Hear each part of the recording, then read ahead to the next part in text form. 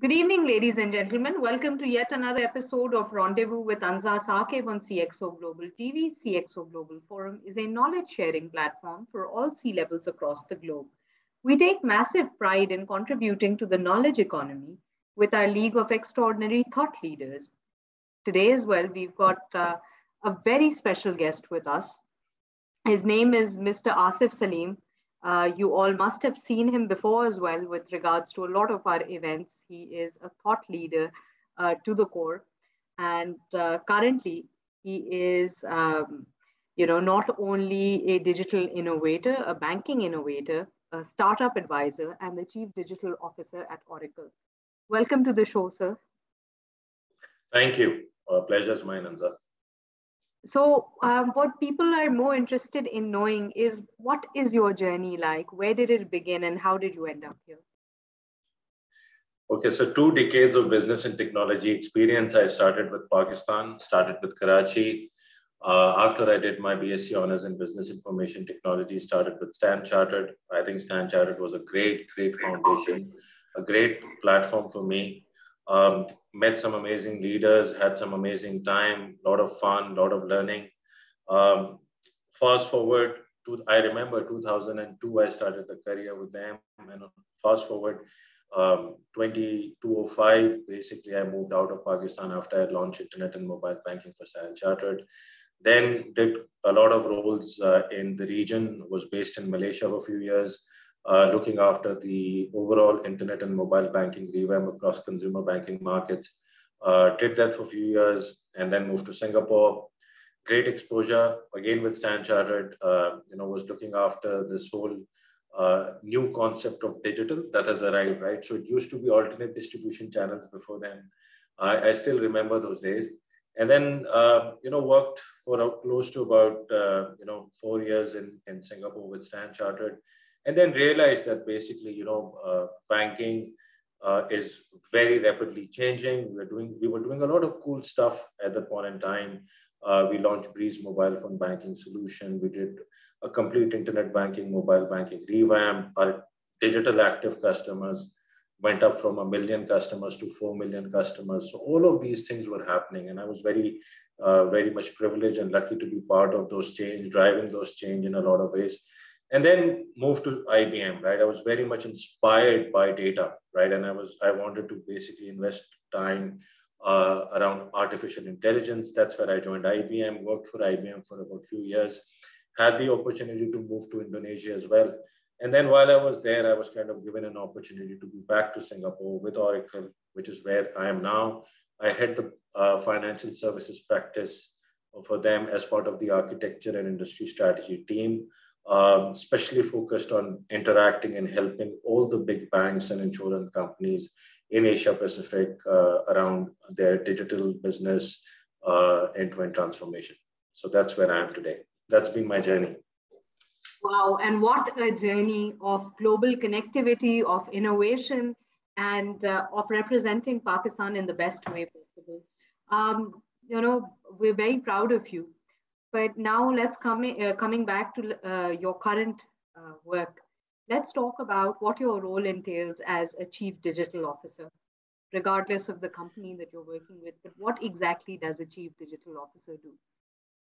Yeah, so see a couple of things, right? I think the first thing is we do realize that the markets are changing very quickly, right? I think I remember when I took this job and I was interacting with a lot of banks and the financial services institution out there, they were still kind of contemplating, right, that what is digital and where is digital in the room. But I think with COVID-19, things really got fast-tracked. And it was not just about having few success stories.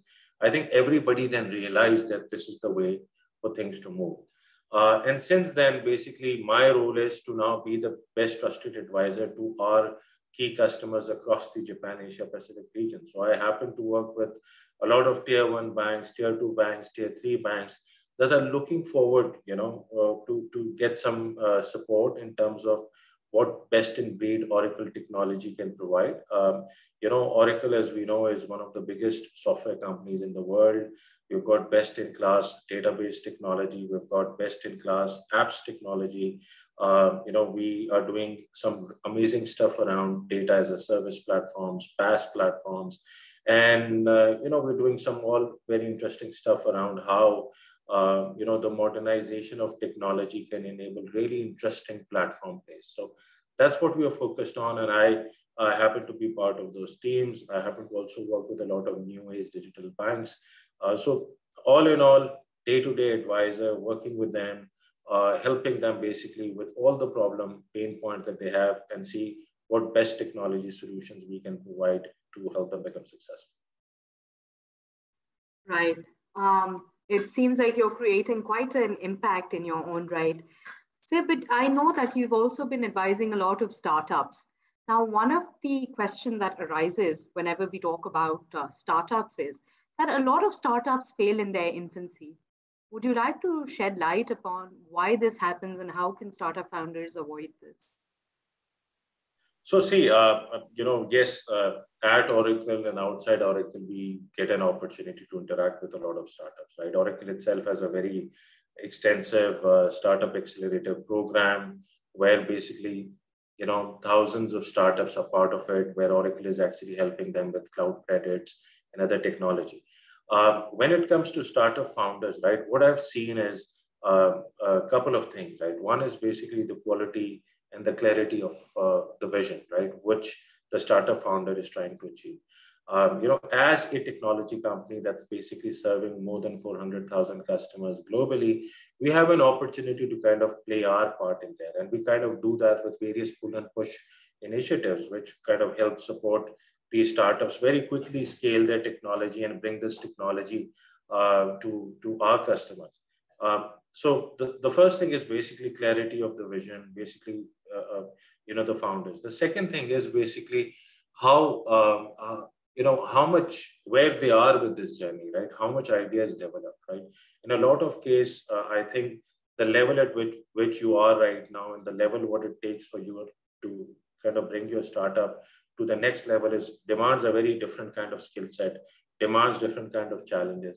So I've seen a lot of startup founders are not able to scale to that level and they get burned down. So I think the third challenge, which used to be a challenge, was around startup funding and basically kind of investments. I think those challenges are no more there. If you've got a great start idea, a great vision, have a great team, and have got some early results, I think raising money in this environment is not difficult. Of course, it has to have a regular cash flow.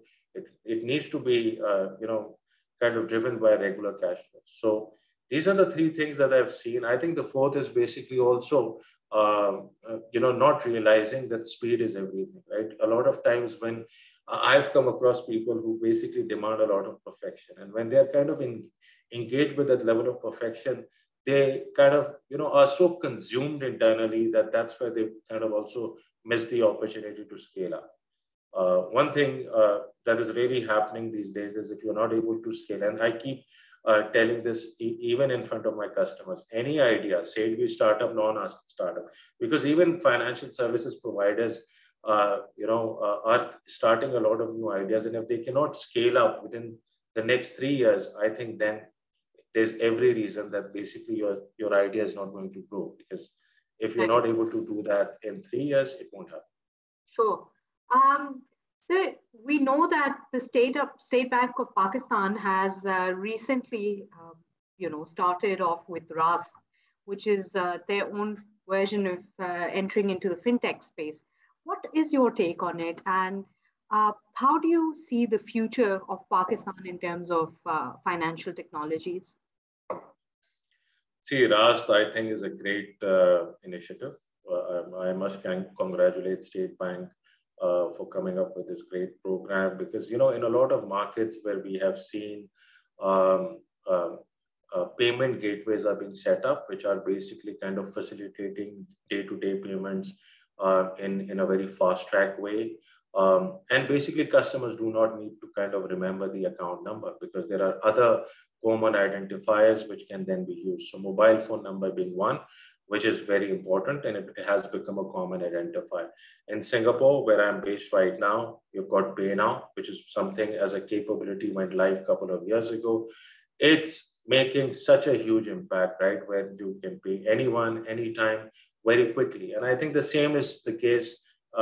It's extending to other parts of the world. I see similar capability in Malaysia. I'm really happy to see that basically State Bank launched this program in Pakistan. And, as an internet banking user myself, I still continue to basically have a bank account in Pakistan, and I am enjoying the services. So it's fantastic. And when it comes to your second part of the question, which was basically around how things are shaping up, I think some really cutting edge initiatives have been taken in the last 2 to 3 years. This whole digital challenger bank for overseas Pakistanis, Roshan digital accounts, all these other initiatives are actually step in the right direction, and they've started to show some results as well. I recently came across this notification from State Bank around digital banks, where they'll be kind of allowing 5 new digital banks in the market. I think this is a great step forward, which will also drive a lot of interesting, innovative plays, right? Because I think this will lift the overall banking industry. It will basically create new players who will also go in and start making their impact. If I look at the overall numbers for Pakistan, I think still there's a huge opportunity out there, right?